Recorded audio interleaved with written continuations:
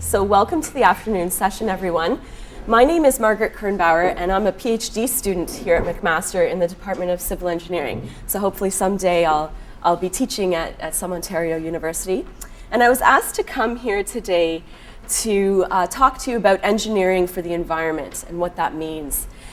This lecture is going to be similar to a type of lecture that you might get in your first year Introduction to Professional Engineering class, 1PO3. I only have about 25 minutes with you, so I'm going to keep it pretty high level. I want to talk to you today about the scope, the impacts, and the implications of some of our engineering design decisions of the past and present. And then I want to talk about what sustainability means to an engineer, and finally transition into this term that's being used much more commonly in the industry, eco-effectiveness. So if we think from a minimalist approach, what is the responsibility of an engineer as it relates to the environment? We know that we're bound by certain codes and laws and regulations with respect to the environment. We know that we have to competently apply our engineering knowledge in all that we do. And we know that we also have a responsibility to be able to communicate what some of those impacts might be on the environment from our various design decisions. But I want to suggest in today's lecture that we go above and beyond this minimalist perspective. Let's start thinking about why protecting the environment is really any different than protecting human safety, which for an engineer is our paramount duty. Is anyone here, just show of hands, familiar with the precautionary principle? No? Okay. I'll explain it on the next slide here. The precautionary principle recognizes that our knowledge is incomplete, and in almost all scenarios will always be incomplete. It recognizes that we're severely loading our society, our environment, and that we really need to act ahead of full scientific knowledge in some of these areas to protect the environment. So in some ways, this is similar to including a factor of safety in our design, but it goes a little bit further. Wherever there's a risk of harm, the onus is on the action taker, essentially, to establish lack of harm. So the onus is on us to protect the environment under the precautionary principle in lieu of this full scientific understanding. Just think about this question as I ask it, and your position as you sit here today, how you would answer. If I was to pose to you, how important do you think environmental concerns are going to be in your career? Would you be more inclined to answer A, I think environmental issues will have little impact on me.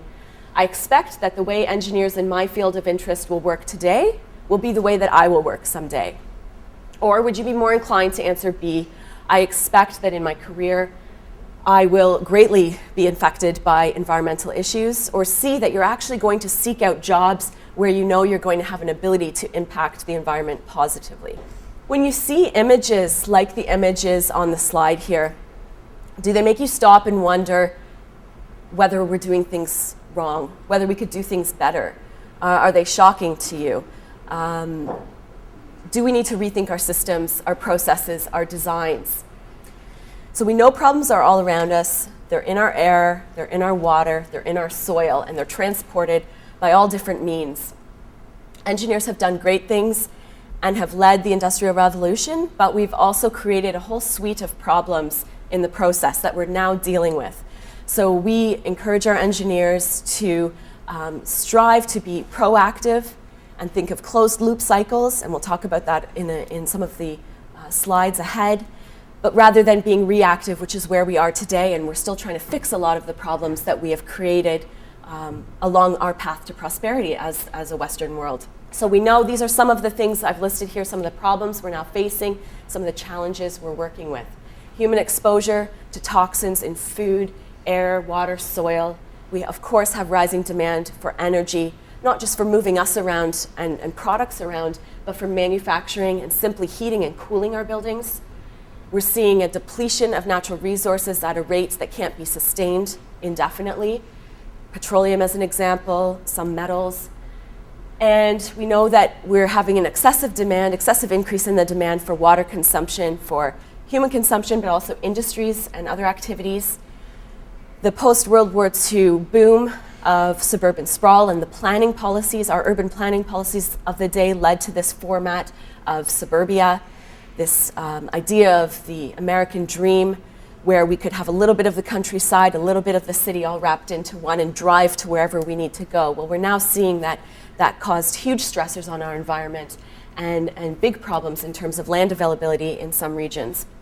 We've taken some of that land away that was prime agricultural land, and now we're searching for other lands that are less fertile to grow some of these crops. Of course, we know we are producing an enormous amount of solid waste, so we need more landfills, bigger landfills, some cities even shipping their waste to the United States. And with all this pollutant discharge, we have seen a loss of habitat, loss of ecosystems, which has led to a loss of biodiversity. And finally, the last bullet point up there touches on mainly our greenhouse gas emissions and the fact that we're seeing temperature rises, at surface air temperature rises. So I'm sure many of you have seen an image like this at school. It's a prediction of where we're heading in terms of our population on the Earth. If you look back a mere 60 years to 1950, at the beginning part of that curve, we were just above 2.5 billion. Jump ahead now to 2011, we're at just under 7 billion. And the predictions are that we will surpass 9 billion by 2050. So this is going to put even more pressures on the Earth to absorb the shocks that we cause through our standard of living. This is an image out of the United States showing the demand of raw materials for consumption for human development since 1900, and the graph stops at 1995. And I don't exactly know where the point is, but you could draw us a vertical line somewhere along that curve and look at where we are today now in terms of our raw material consumption. And it would be essentially the cumulative effect at some point of all previous societies combined. So this, we feel, should be alarming to us as engineers, and we should be finding ways to reduce our consumption of raw materials. You might hear the term diminishing margin for action, and what does that mean? It means that as we proceed, we're going to have fewer options available to us. And there are a couple main reasons for this, highlighted in red. I've touched on the fact that we're seeing a decline in the availability of natural resources. They can't regenerate quickly enough for the population that we're at today. Also, the carrying capacity, so those shocks that the Earth, that the ecosystems are able to absorb because of our behavior, is going to be a factor. So really, we know that there could be potential catastrophic changes unless fundamental choices are made. And we believe that engineers have a key role in leading us to a better future. This image simply shows resource use on the y-axis and sort of where we are in the timelines. We know we used an immense amount of resources during the Industrial Revolution, and if we have immediate action now, we'll be somewhere at that peak in terms of our resource consumption. And what we want to see longer term is what's on the right-hand side of the graph, where we use technology so that, again, we don't have to extract as much. So this is what we would like to see happen through advancements in technology. What are some of the key side effects we're seeing because of our past and present behavior? Biologists are now predicting that we are seeing the greatest extinction rates on Earth in 63 million years. There's been a 50% drop in global freshwater available per capita on the globe. Many fisheries and major fisheries across the globe have either collapsed or are endangered at this point. We see an enormous amount of forests being lost every year. This affects erosion, soil fertility, diversity. It affects acid rain. Those trees absorb carbon dioxide and give off oxygen, so there's wonderful benefits we get from those, and we're losing those forests at an alarming rate. And we've lost anywhere from 30 to 80% of our nutrient-rich topsoil across the globe, which not only reduces diversity, of course, but also that absorptive capacity of the soil and the agricultural potential and productivity that we get with that. Some of the other anticipated changes related to climate. The United Nations Intergovernmental Panel on Climate Change produced a report a few years back where it's now widely accepted that, by scientists, that we've increased our at-surface air temperatures by approximately 0.74 degrees Celsius. Over the next century, they say this could be an increase of anywhere from 2 to 4 degrees Celsius. So there's a real need to act now to mitigate and adapt to climate change. And engineers clearly play a significant role in that. With climate change, there's predictions for increased vulnerability to all high-impact weather events. So the United Nations Intergovernmental Panel on Climate Change took a whole lot of data, they crunched some numbers, did some analysis, And with these levels of certainty, you'll see in the brackets, greater than 99% certainty, we're anticipating that we're going to have more extreme maximum temperatures, more intense, more frequent heat waves. There's a 90% likelihood that there's going to be more frequent precipitation events. So more rain, more snow coming more frequently, huge flooding issues. Increased frequency and severity of drought is also predicted, as well as increases in tropical storms. Now, there's still a big question mark around what does this mean for tornadoes, for example, here in Ontario, or hail events, or thunderstorms, and that's still being studied. We've all heard of sustainability talked about as a three-legged stool of economics, environment, and societies. And if you imagine that stool that you would sit on, if one of those is way out of whack, you're going to have a really unstable, wobbly stool and probably fall off. So what we want to do is to balance those as best as we can. No activity can be deemed to be truly sustainable unless we have a balance of those three. So sustainability for engineers is largely about making sure that humanity does not follow a path that's going to lead us to a crisis. It's about having responsibility for our actions. With that responsibility should be a moral imperative for engineers.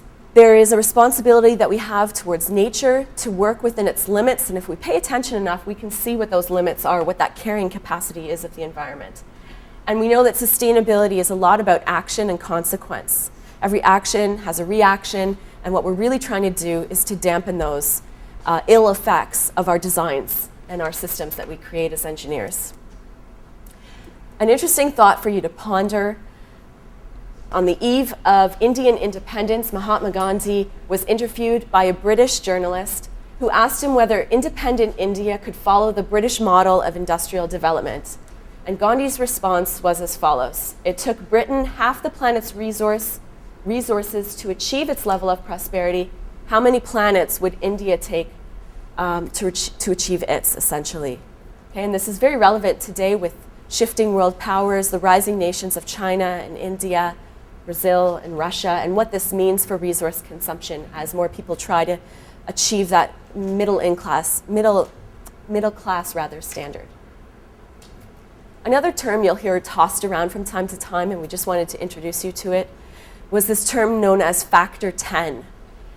Scientists have developed a formula that predicts roughly what the future's demands are going to be on natural resources and raw materials.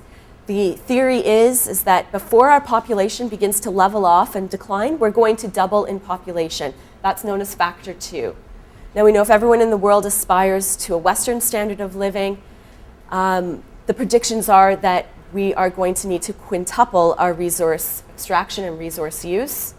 This is known as factor 5. So you simply multiply the anticipated peak population by that excess demand for resources, and you get factor 10. So 10 times more resources to support that population, our population, before it's anticipated to level off and then begin a decline.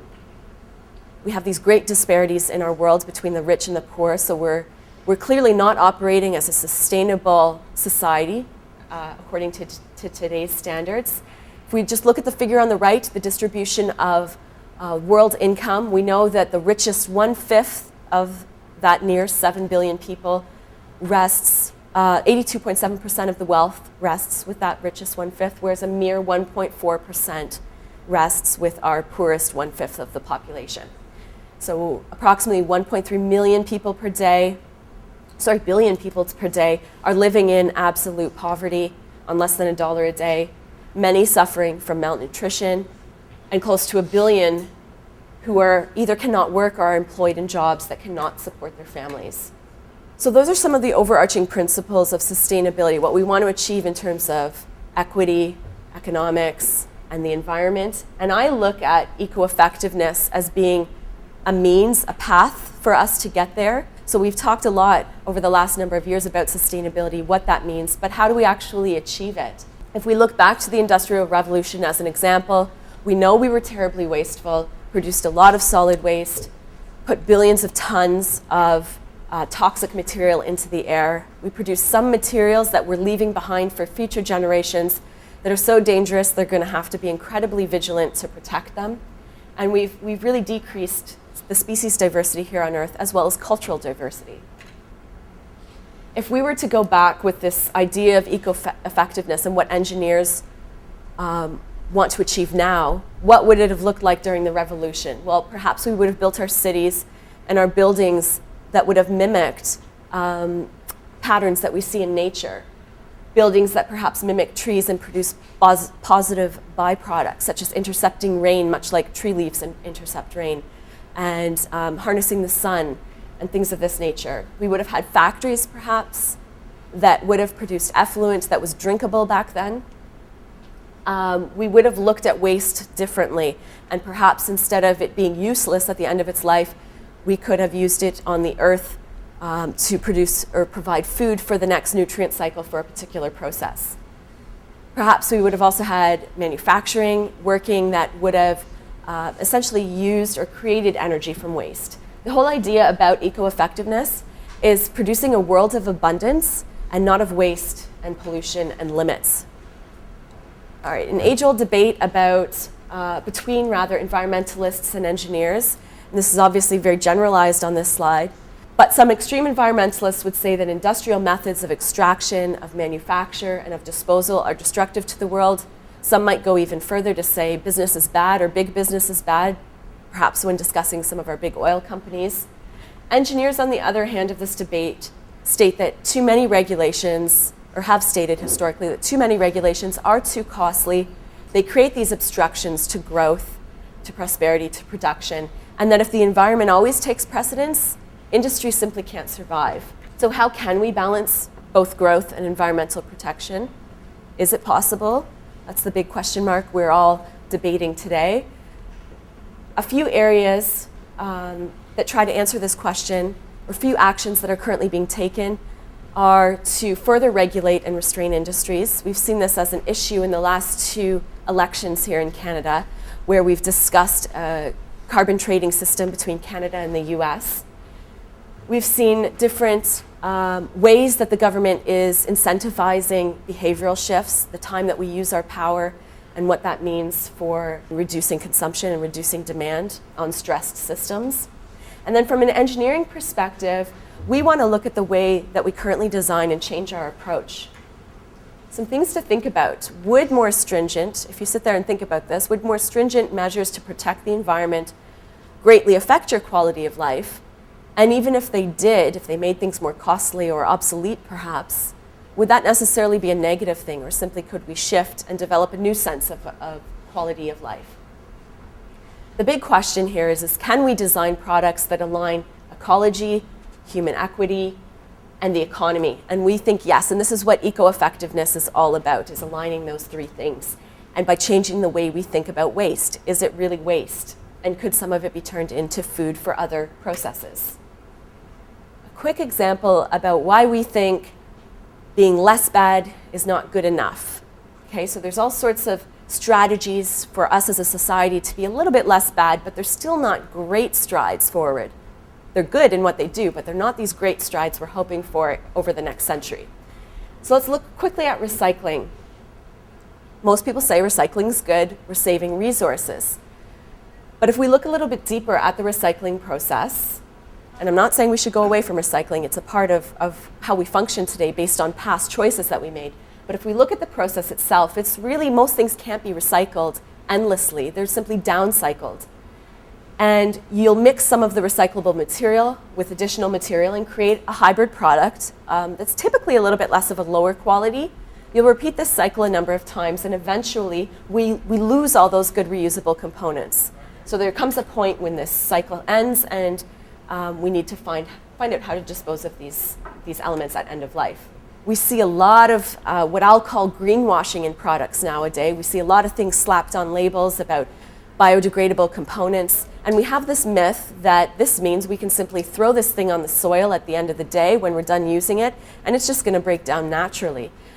But the fact of the matter is that often in product development, biodegradable and non-biodegradable are mixed together to form composites. So still at the end of life, something has to be done to either separate out the biodegradable again, or we have to look at disposing of this in a traditional format.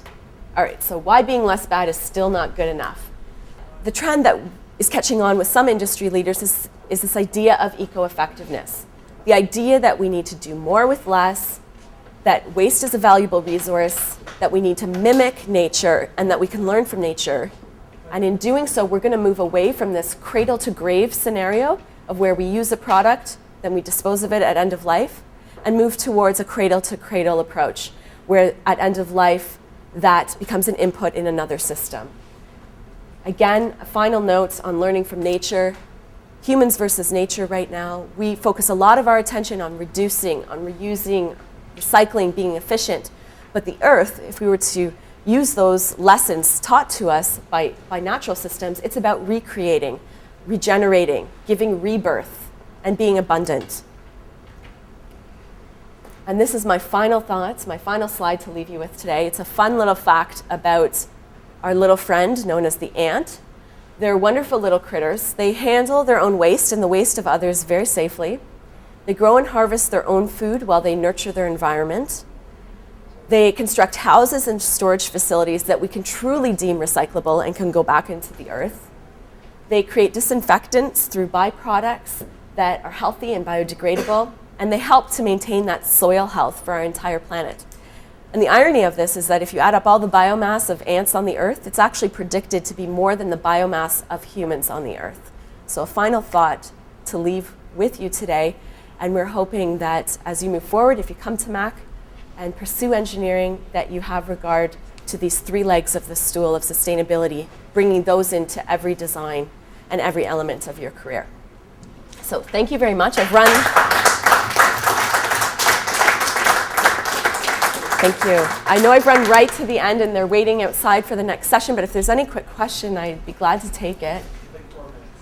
So I understand that, of course, every type of engineering needs to implement environmental innovation, but how about going to Mac, how would you advise to learn about environmental things? I understand that it's often through the chemical and civil departments, and so how would you recommend through those two?